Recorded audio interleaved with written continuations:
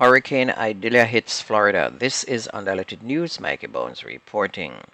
Hurricane Idalia made landfall this morning in the northwestern coast of Florida, packing high winds of 120 miles per hour, causing massive flooding. Earlier, residents living in the Big Bend were warned to flee as the storm surge of water was expected to reach at least 16 feet. A tornado watch was also in place for more than 7 million people across central and western coast of Florida, including Tampa, until 6 a.m. At news time this morning, it was too early to tell if there was any damage, but there will be, as it has now turned into a Category 4 hurricane. Meanwhile, the last of former President Donald Trump co-defendants in the Fulton County, Georgia election interference case reached a bond agreement yesterday after spending the weekend in jail. Harrison William Prescott Floyd, who is accused of harassing an Atlanta area election worker in the weeks following the 2020 election, posted a bond of $100,000 yesterday. Jail records show that Floyd was still in custody after 5 p.m. Tuesday, and it was not clear when he would be released. Unlike the other defendants in the case, Floyd did not initially retain a lawyer and did not contact the office of District Attorney Fannie Willis to negotiate a bond agreement before surrendering at the county jail on Thursday. As a result, he was held in jail for 5 nights until Superior Court Judge Scott McAfee ordered a public defender to take up Floyd's case to reach a bond agreement to get him out of jail. Now, I want you to hear the real scenario. This man Floyd is a black man. He is the only black person charged among the 19. All of the other 18 who are white, including Trump, they got bail and left this fool in jail. Remember now, the next day Trump collected several million in donations, $7.1 million in fact, and he did not even turn to this man who plotted with him to harass and steal a constitutionally fair election and said, "Here is 10,000, use it to get bail," because all you need is 10% to get bail. At the moment, Trump is about to face a 5th indictment, this time in Virginia. The Virginian district attorney, who is said to be a Republican, is set to indict Trump and some of his cronies for attempting to overturn the election in that state. In the meantime, 7 dates have been set for 7 cases that Trump currently has been charged in. The first date is October 2nd of this year, and this is the trial in Trump Organization civil fraud suit. Start of the civil trial in the $250 million lawsuit was filed by New York Attorney General Letitia James, accusing Trump and the Trump Organization of manipulating property valuations to get tax breaks and better terms on loans and insurance policies.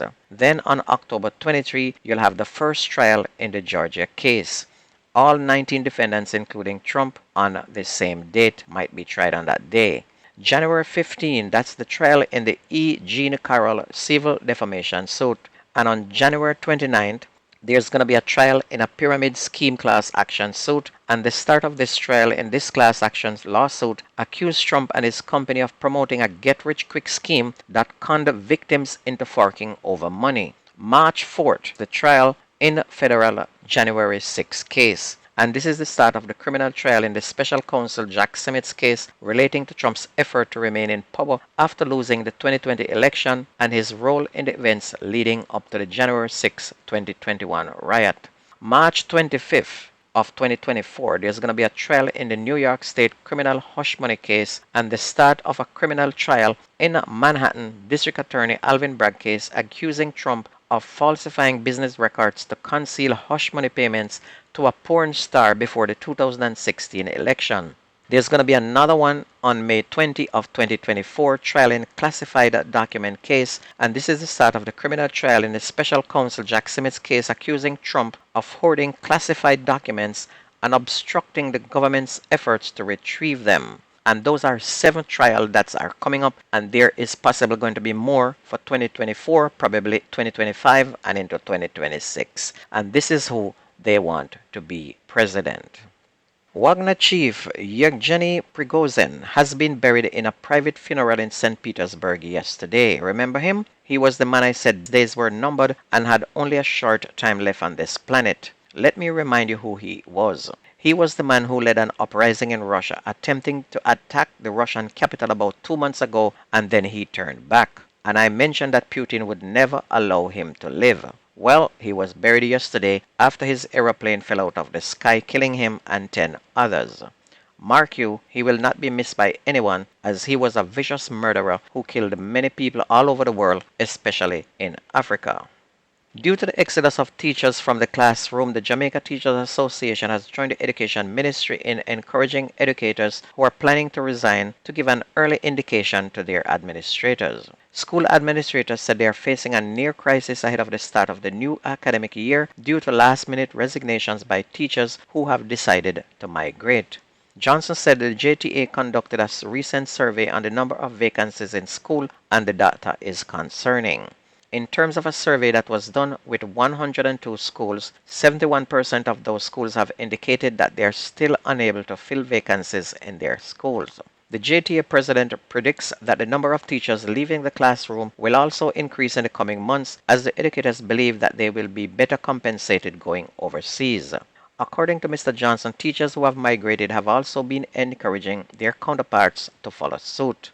The Ministry of Education reported on August 16 that 427 teachers resigned from the local education sector since January of this year, compared with 1,538 teachers who resigned between January and September of last year. So almost 2,000 teachers have resigned since last year. Wonder what they're going to be doing for teachers this year. The Constant Spring police are probing the fatal shooting of a St. Andrew businessman in a suspected love triangle in Red Hills in St. Andrew on Monday. The deceased is 52-year-old Ishmael Seymour of East Avenue in Greenwich Farm, Kingston 13. Superintendent Sharika, service head of the St. Andrew North Police Division, said that a man known as Troy Dennis has been listed as a person of interest in the case, and she's urging him to report to the nearest police station to be questioned. It's reported that about 1 p.m., Mr. Seymour was shot and his licensed firearm stolen during a domestic dispute at Belvedere Roads in Red Hills in St. Andrew.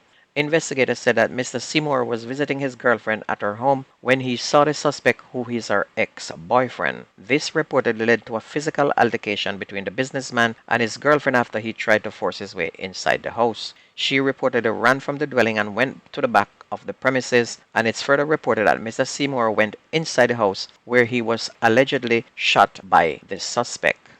A man died after being stabbed in Negril in Westmoreland. Michael Grant, a 52-year-old of Red Ground, was killed about 6:30 yesterday morning. His 50-year-old brother has been listed as a suspect in the case, and it's reported that the brothers were involved in a dispute that became physical. Mr. Grant was stabbed in the chest and later died at hospital.